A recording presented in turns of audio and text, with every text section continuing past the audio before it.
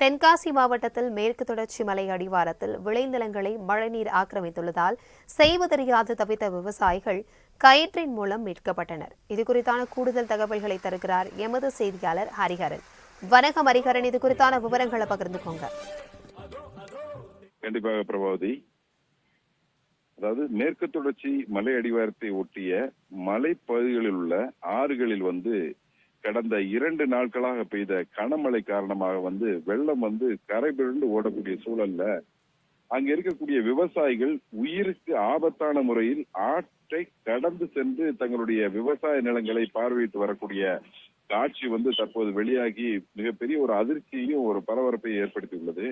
அதாவது தென்காசி மாவட்டத்தில் கோவில் அருகே இருக்கக்கூடிய மேற்கு தொடர்ச்சி மலைப்பகுதியில கடந்த 2 தினங்களாக கனமழையானது பெய்து வந்தது.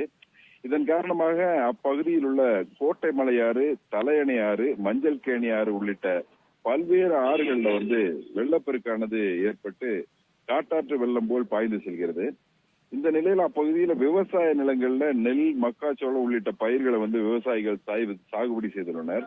இந்த சாகுபடி செய்துள்ள விவசாயிகள் விவசாய நிலங்களுக்குள் தண்ணீர் புகுந்ததால் அதனை பார்வையிடுவதற்காக இந்த காட்டாற்று வெள்ளம் போல் பெருக்கெடுத்து ஓடக்கூடிய ஆற்றை கடப்பதற்கு 2 புறமும் கயிறு கட்டி உயிருக்கு ஆபத்தான நிலையில ஆற்றை கடந்து சென்று கொண்டிருக்கின்றனர். இதுல சில விவசாயிகள் அந்த பகுதிக்குள்ள மாட்டிக்கிட்டு வெளியே வர முடியாம தவிக்கிறாங்க. இவங்களை அப்பகுதி இளைஞர்கள் அங்கிருந்து மீட்டு கொண்டு வர்றாங்க. இந்த காட்சியானது தற்போது வெளியாகி பெரும் பரபரப்பையும் அதிர்ச்சியும் ஏற்படுத்தியுள்ளது. மேலும் சங்கரன் கோவில், வாசநல்லூர், சிவகிரி உள்ளிட்ட பகுதிகளில் பல்லாயிரக்கணக்கான ஏக்கர்ல விவசாயிகள் நெல் மற்றும் மக்காச்சோளம் பயிரிட்டுள்ளனர். 2 நாட்களாக இந்த பெய்த கனமழையால விவசாய நிலங்களுக்குள் நீர் புகுந்து இந்த பல்லாயிரக்கணக்கான ஏக்கர் நெல் மற்றும் மக்காச்சோளம் முழுவதுமாக பாதிப்படைந்துள்ளது. இதனால் விவசாயிகள் மிகுந்த மனவேதனை அடைந்து பாதிப்படைந்துள்ளனர்.